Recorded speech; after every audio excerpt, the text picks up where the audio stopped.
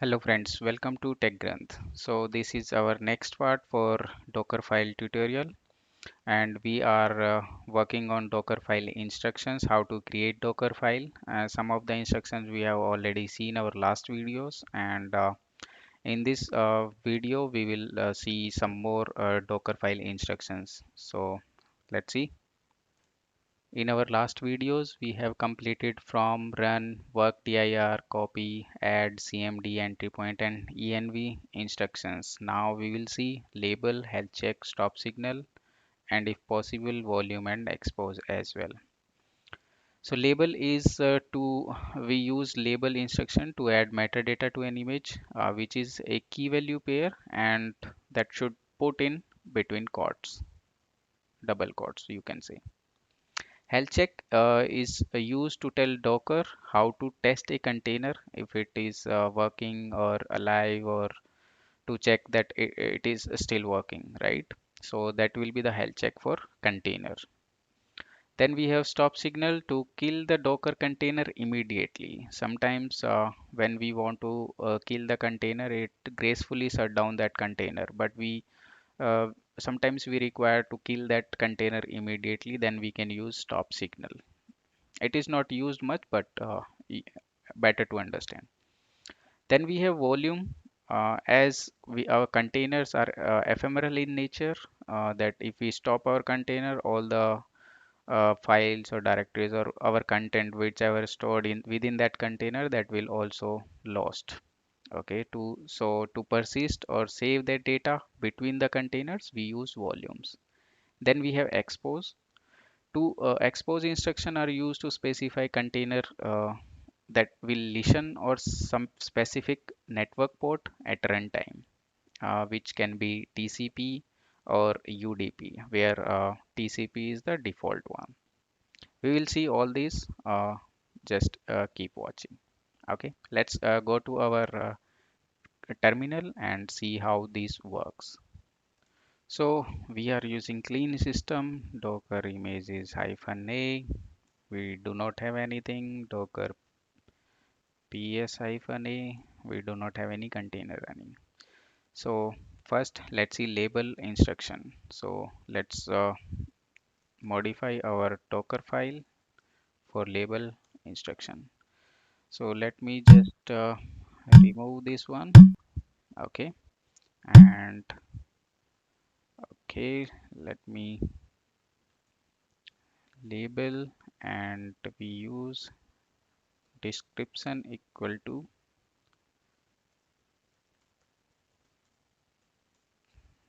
TechGranth is awesome.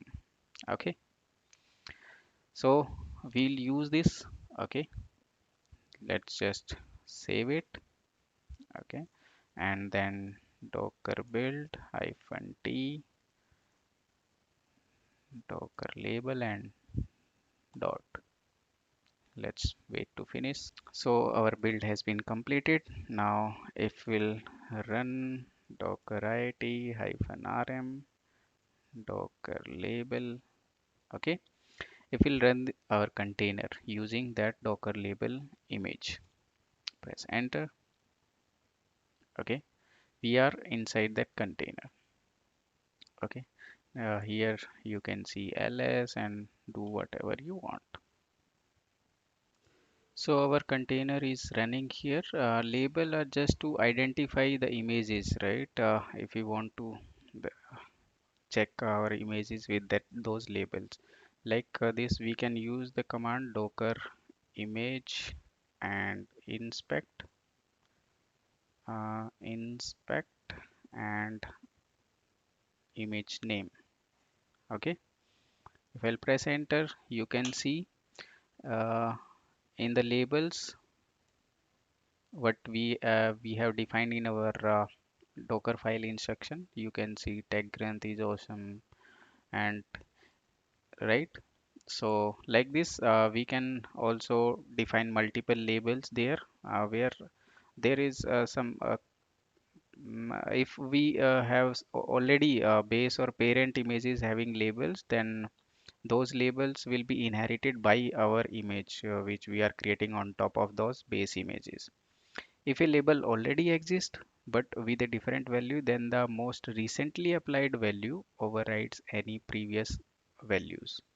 Okay, so that was about labels. So let me clear it and go to here, then exit. Okay, so now let's see the health check one. So let's modify our Docker file. Okay, first let's just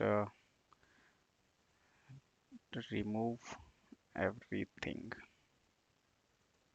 Okay, this is my local system, so I can remove it at as many times. I don't have any issue. Okay, so now let's modify a Docker file, keep it labeled as it is. We will use health check here. Okay, and we will see the interval we will use here, which will be 5 seconds. Okay, and timeout, if we do not find anything in those that 5 seconds time interval, it will time out.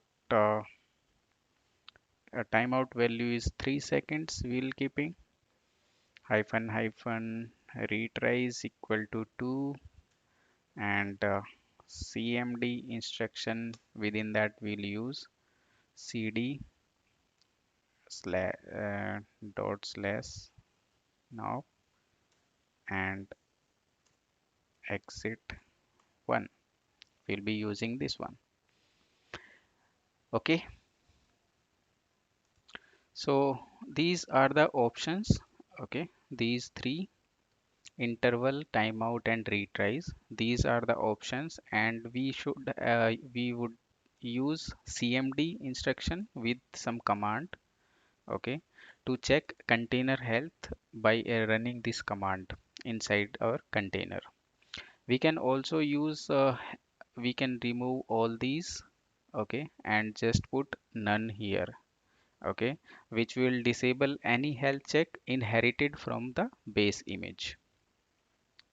So this is this kind of health checks are useful when where we can detect like a web server is stuck in an infinite loop and unable to handle new connections, even though the server process is still running, but that our web server is not taking any new connections. Okay, at that time this health check will be useful. So whenever a container has this health check specified, it will have health status in addition to normal status. So a health status can be starting, healthy, or unhealthy. Starting will be the initial. Healthy will be when all the health checks will be passes correctly, and if there will be a consecutive failures, then it will show unhealthy.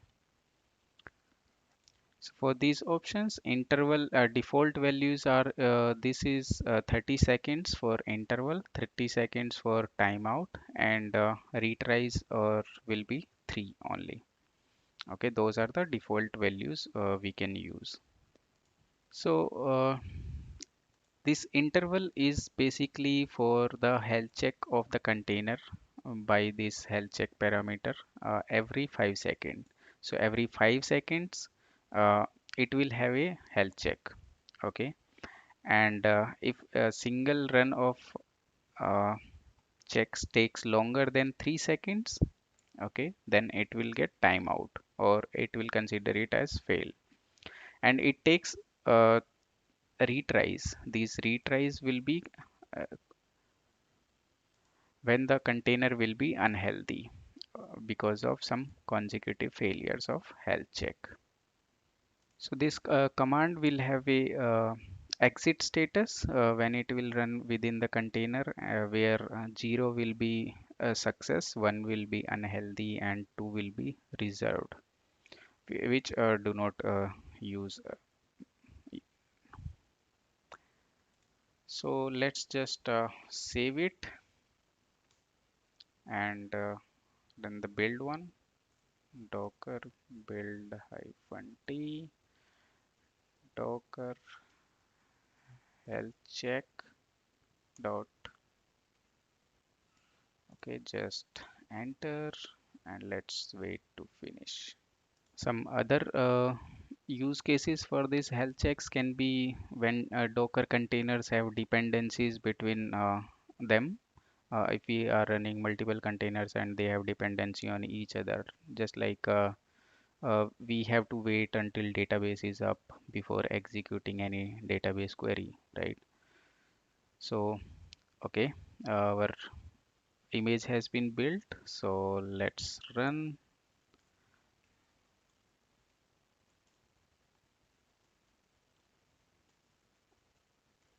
Okay, enter. So if we'll see in other terminal, okay, okay, you can see it is showing unhealthy here, right?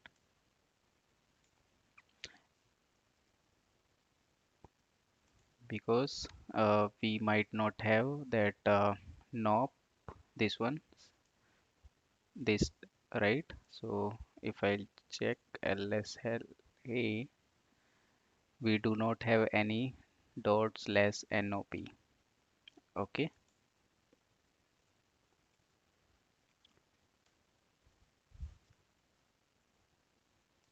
right? Because we do not have any file or directory, so it will keep checking the health check, and because it will not find that directory, it is showing as unhealthy here. Okay, that was for this health check instruction, and let's see next. So for this, if we'll check uh, docker stop and then docker id, okay, copy and paste, enter. It it takes some time, right? So so let's see stop signal instruction. Okay, let's modify our docker file, and let me remove this both. Okay, and here let me just write stop signal and sig kill. Okay, okay, let me try to have this alpine image. Okay, because ubuntu is little large in size. Okay, alpine. Okay, so save it, and now docker build -t docker stop signal and dot.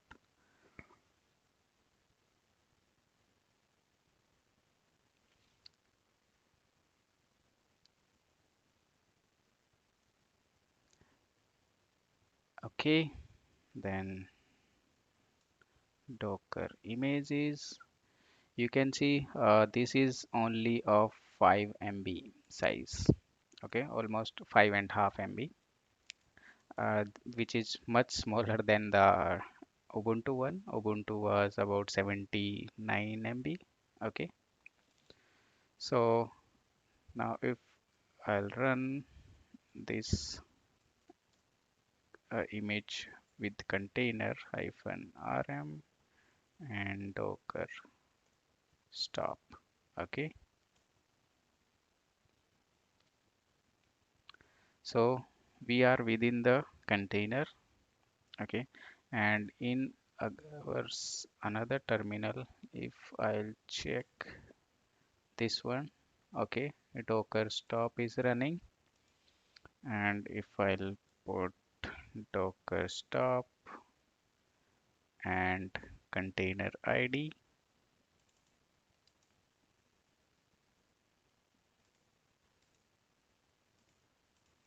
okay, press enter, and just kill it. Okay, it might be not that much useful, but we can have we should know about it as well. Okay. Okay, now we will see volume instruction. Okay, so let's modify our Docker file according to volume instruction. Vi Docker file, and I have changed it. Okay, from Alpine, we will be using Alpine image here, base image. Okay, we will run echo hello world command, and we will create using that hello world content. We will create a command file hello.txt within root. Okay, under the root, and we will be using volume as root folder. Okay, why we are using this root folder? As we have created hello.txt file uh, under the root folder, so we will be verifying that when we'll recreate our container, that then this hello.txt file should be there. Okay, so let me save it. Okay, so now docker build -t docker underscore volume and dot. Okay, as we are using Alpine image, it would not take much time. Okay, now as compared to Ubuntu 1, so it image building has been completed. So let's run a container with this image hyphen name. Let's just name this as test, and using docker volume image. Okay, press enter, and we are inside the container. So first of all, let's just write something here, hi tech run, and we will redirect this to hi.txt. Okay, so if we'll see, we have hi.txt here, right? Now we'll go to root. Okay, root directory, and here we will create another file with different content.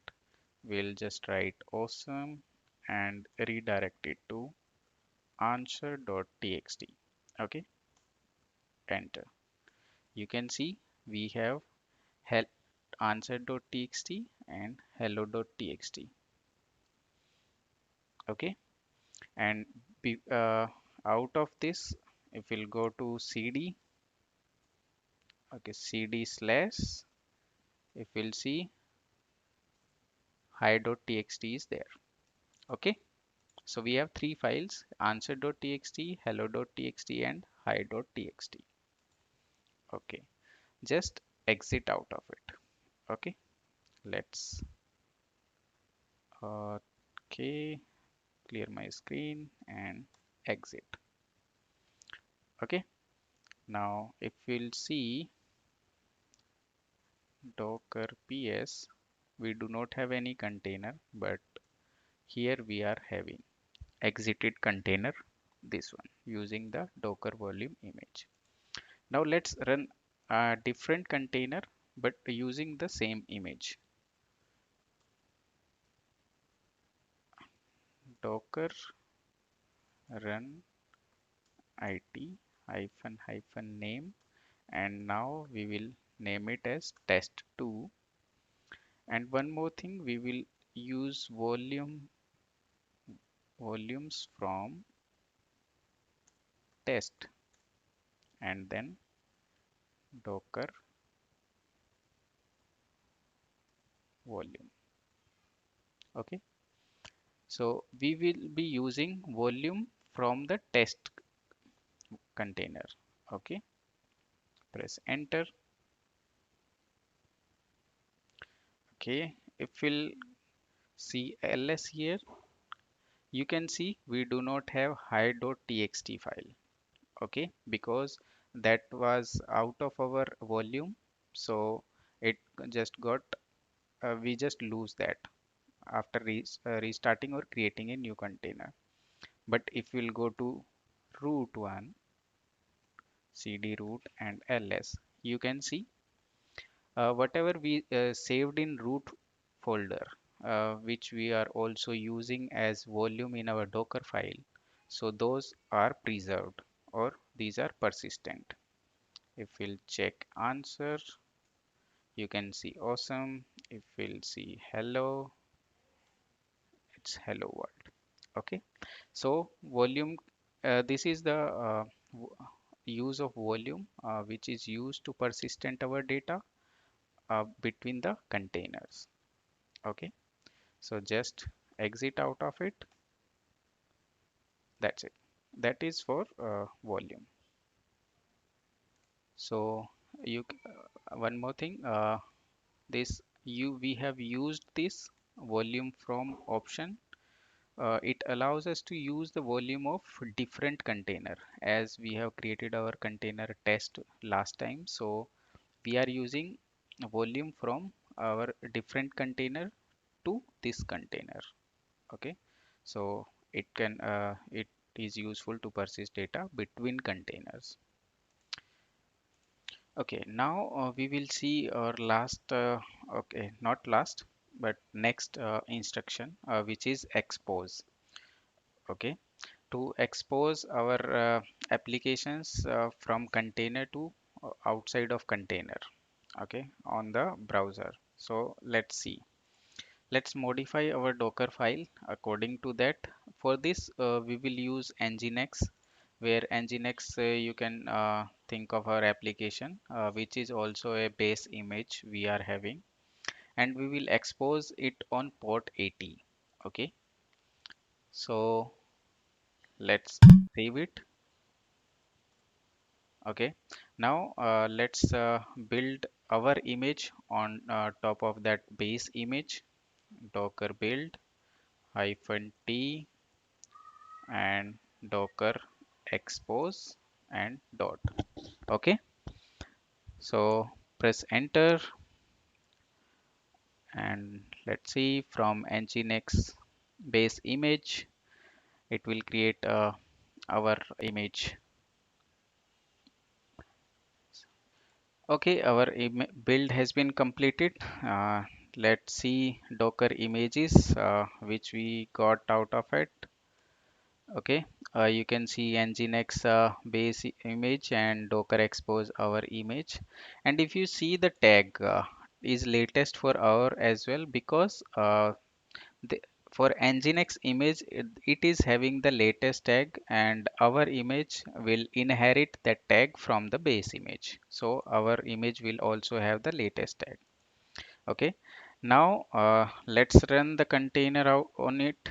Docker run, and which I show you that expose 80 in our Docker file. That just inform the Docker that the container will listen on specified network port which we defined as 80 at the runtime. That instruction does not actually publish the port. We have to publish the port when running this container. You will see now I will define that and publish the port using this hyphen p flag. Okay, and the port number which we will use as 80 and 80.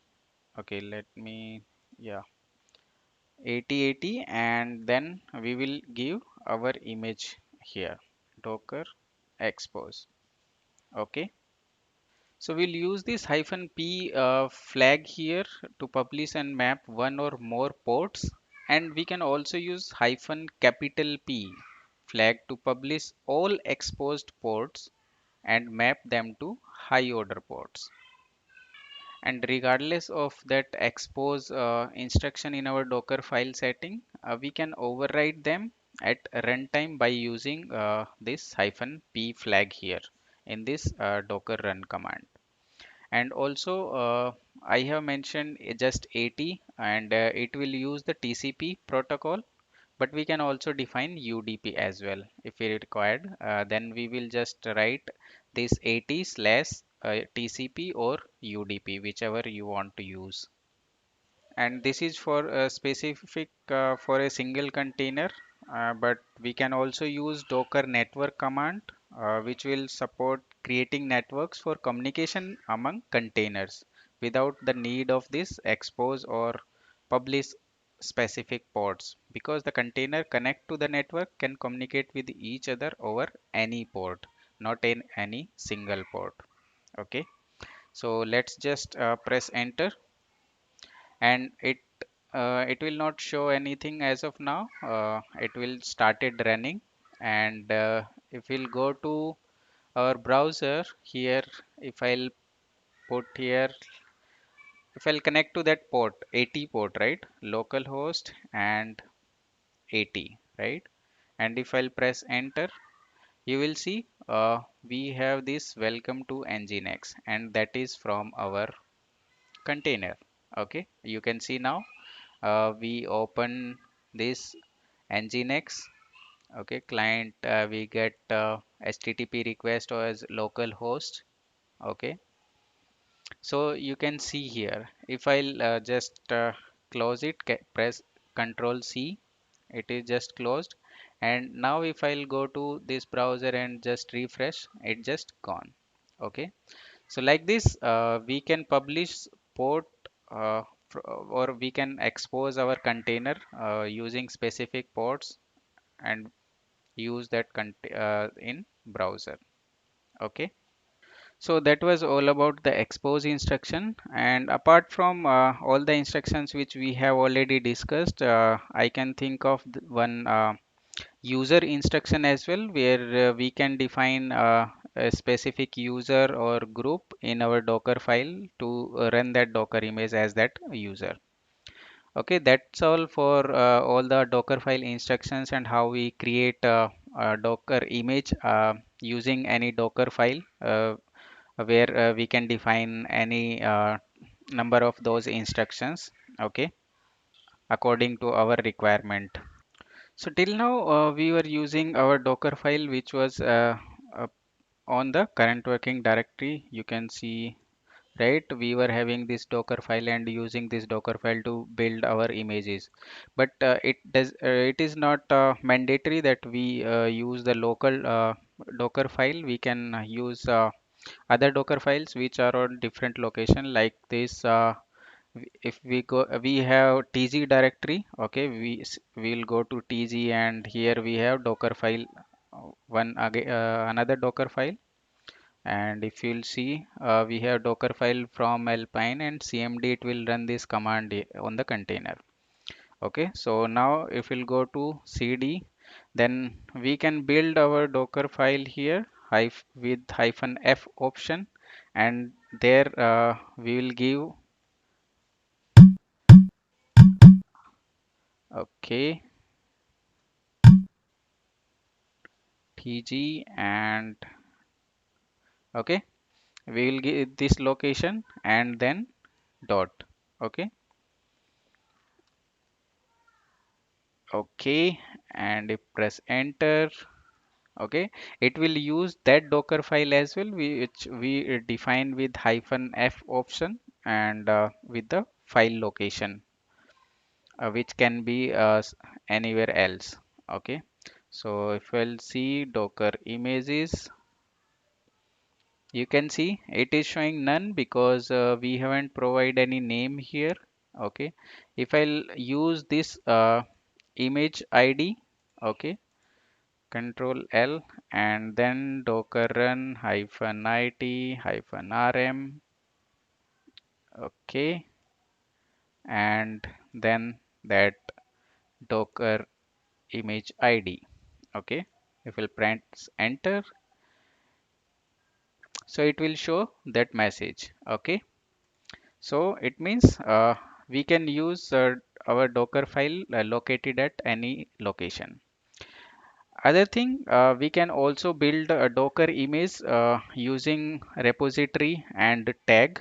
Okay, using the command docker build hyphen t, and then the repository name, like if we have tag grunt and then the tag of the uh, image. Okay, if we have just like nginx, we can have there, right? So like this, we can use also our repository and tag to build an Docker image. We do not have right now. I will show you in another videos. Okay, and it will save our image to that repository with this tag name. Okay, and we can also tag our image into multiple repositories after the build succeeds.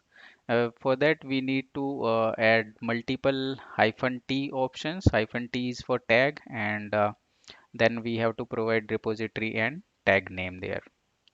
So that's all for Dockerfile and Dockerfile instructions. Okay, keep watching, keep sharing. Thank you.